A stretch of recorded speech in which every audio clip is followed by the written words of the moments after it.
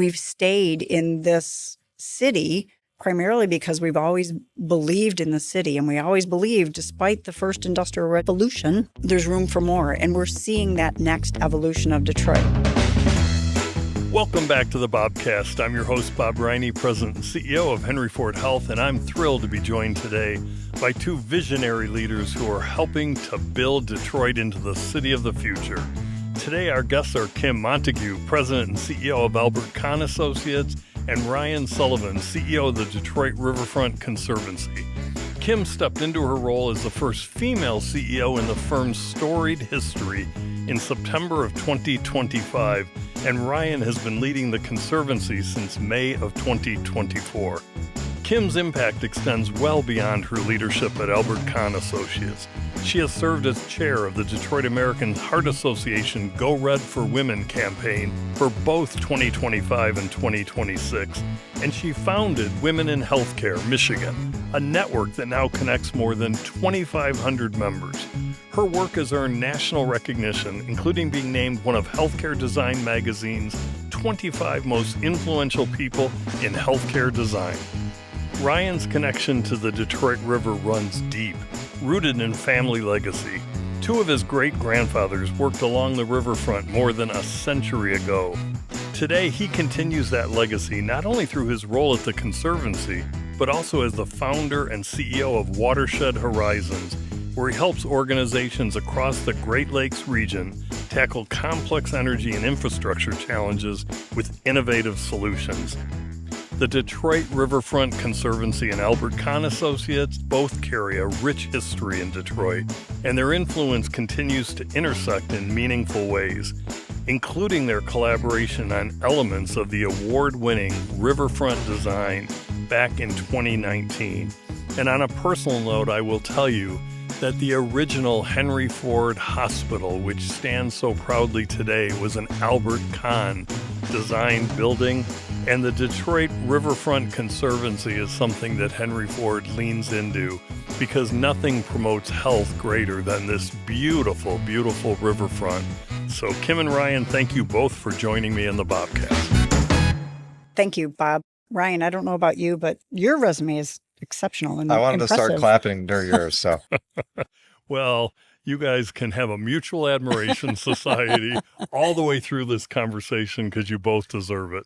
But let me start. Kim, as someone who has built their career around the passion for healthcare design, how vital is it for a city like Detroit that's on the come up to have a world-class hospital like Henry Ford Health is building with Destination Grand? I'm glad you brought that up because being on the 18th floor of the Fisher Building, we have the opportunity to watch all of this health being imparted into our community. And with Albert Kahn having been in the Fisher Building for the past 10 years and in Detroit for all of its 131 years, it's really amazing to see Henry Ford make that kind of investment in not only in your business, but in the communities within which you serve. Ryan, let's talk about this amazing riverfront. If you had to choose one, what would be your favorite aspect of this new and improved Detroit riverfront, and why'd you pick it? In one word, connection, and the connectivity of all of our spaces, because with the opening of Wilson Park last fall, we now have this fully connected riverwalk from the east side to the west side up the greenways. So you can go from the east side where I live, jump on the riverfront, go up the DeQuinder Cut to Eastern Market, come back to the riverfront, go all the way through Wilson Park, up the Southwest Greenway to Michigan Central, all without ever going on any roads or crossing any vehicular traffic. Did you ever envision that our riverfront, which for those of you not from the Detroit area, historically was lined with factories and silos from cement companies, did you ever think of the possibility that it would now be the reason people are choosing to come here for weekend getaways? You mentioned in the opening remarks that I had great-grandfathers that worked here in an industrial capacity. Could they have imagined today that we have what's so different from what they lived in their reality? I don't think so. So it is something that we should be incredibly proud of as an entire community, because that's what it took to build this over the last 23 plus years. And it's something that other cities are envious. And we all hear about other cities that have incredible waterfronts, but they're not as connected as ours. And I think that's something that even here when we live here, we underappreciate what we have. Kim, you've had the opportunity to go across the world in many, many countries, including the Netherlands, Brazil, Japan. What do you take from those experiences about what we can apply here in Detroit from what you see abroad? Each of those countries have a different approach, not only to healthcare, but also to their civic spaces, their public spaces, and to connection. My time in the Netherlands was really unique. I didn't just go to Amsterdam. I spent time in some of the small towns in Netherlands. They pay attention to the full continuum of healthcare and the full continuum of health and wellness from birth to death. They have outdoor cafes, and they still sit outside even when it's raining, when it's snowing, and when it's 10 degrees. They'll sit there and drink their coffee or their beer despite the weather. And I think we can learn from the Netherlands and a little bit from Japan. Brazil is different. Sao Paulo is very much like New York City. It's packed to the curb. Ryan, when we build public spaces, there's always a concern about who we're building them for. You know, are we building them for the elites? Are we building them for the convention business? Or are we building them for everyday citizens? One of the things that I find about the riverfront is it's been so purposely designed to make sure that it is a deep connection to the community. Tell us about that journey. We say it's the riverfront for everyone. When you come down here, whether you're spending 20 minutes here or an entire day here, you see that, you feel that. I mean, if we were to walk a mile from here, I promise you we'd hear at least 2 or 3 different foreign languages. We would see tons of people that look different than us, and we would all be interacting and enjoying the space together. But that doesn't happen on its own. That's not an accidental result. Each one of the parks had its own purpose-built community engagement strategy that went into that. And when you add all that together over the years, it just keeps getting better and better. I know that as an individual and as a leader, you're never satisfied that we've hit the end point, and there's always more to do to enhance this amazing riverfront. Tell us what's on your dream list and what you envision 5 years from now we might be looking at. Well, there's been a number of projects that have been announced directly adjacent to the Riverwalk geography, whether that's the Renaissance Center development, of course, as being the largest and most noteworthy, but also the WNBA project a little further east from where we're sitting today, and down by Huntington Place and the JW Marriott. When we look ahead to the next 5 to 10 years, the amount of investment and activation that's coming adjacent to the Riverwalk is going to dwarf everything that happened beforehand. Kim, as we switch back to healthcare, you didn't land in healthcare design totally by accident, but you had a personal connection. Can you tell us about that? I'll tell you kind of a little bit of an embarrassing story of how I landed in architecture. And, I thought I was going to be a doctor. It's a good thing I'm not, because I flunked organic chemistry. Probably not a good fit. My guidance counselor at the time said, "You seem to have a passion for communities and arts and science." And he recommended I take a course called Understanding Architecture 201. So I did. Fast forward, I became a TA for that course and then eventually became a licensed architect. My story in healthcare specifically was around my mother during a time that she was dying from ovarian cancer. And I remember vividly that moment sitting in the ICU with her and with my brother and thinking to myself, we have to have more respect for ourselves as humans. And as an architect, I can design spaces that embody that respect, that humanism that really needs to be in healthcare spaces. And it was that moment that I committed myself to healthcare design and, really focusing on that. As the first female CEO of Albert Kahn, you have become a real role model for women that aspire to break the glass ceiling and be the best versions of themselves in careers that maybe were historically thought of as non-welcoming.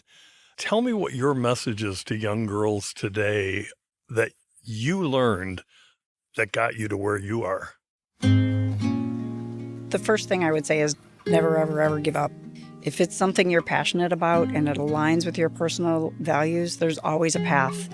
I think the second thing is have a great mentor. Have someone that you can truly talk to you about how you're feeling, what the challenges you're experiencing. And it doesn't necessarily have to be someone in your field. I've had architects, bankers, attorneys, and I am very passionate about mentoring myself. I've taken on a lot of emerging professionals, both in my profession and outside of my profession, and helped them with career advice and sometimes personal advice, sometimes family advice. I'm curious about one thing. When you were rising through your career, did you think of yourself as a female designer or a designer? I thought of myself as a healthcare designer. That was first. And it was more about the work I was completing with my clients and helping them achieve their goals. Because remember, our firm is going to design this building, and someone else is going to construct it, and then we walk away and we go to the next project. It's our clients that are living with the results. Does this work? Is the community engaged? Are your patients and your families satisfied with the experience that they're getting? Ryan, you spent a good deal of time in New York City. I actually love New York City. I think it's a fabulous part of this country.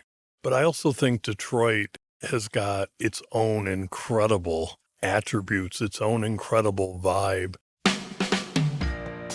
If you were talking to 20-somethings about why they should consider Detroit instead of some of the more obvious choices, what would you tell them?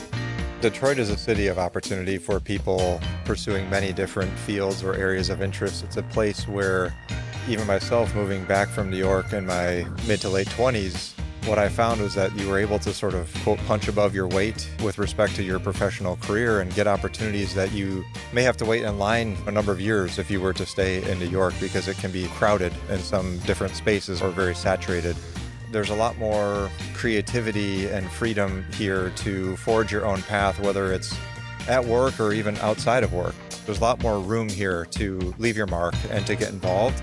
Whereas if you stay long enough in a big city like New York, you run the risk of feeling like a number. What are each of you most proud of what you've been involved with thus far? I'll answer it two ways. From a firm standpoint, Albert Kahn was founded in Detroit by a very humble immigrant who moved with his family to the United States, taught himself how to do architecture design, went to Europe, learned from some of the greats, and brought that back here. The roots of our organization are solid here in Michigan, and we never left Detroit.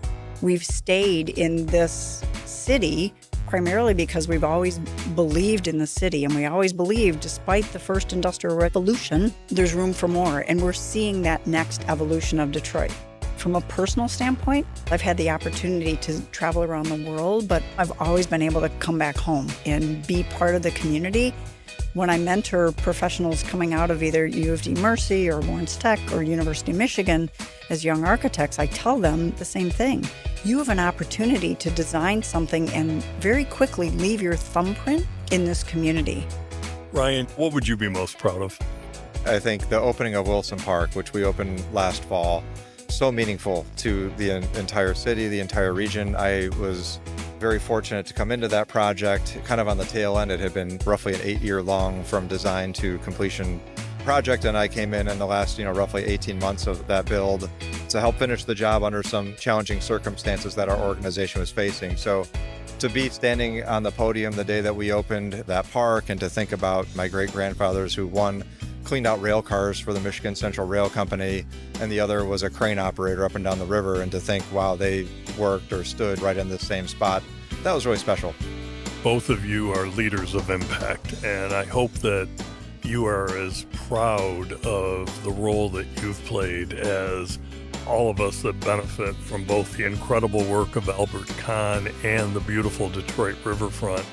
You're both playing such a key role in that, so thank you for being on the BOBcast. Thanks for having me. Thank you, Bob.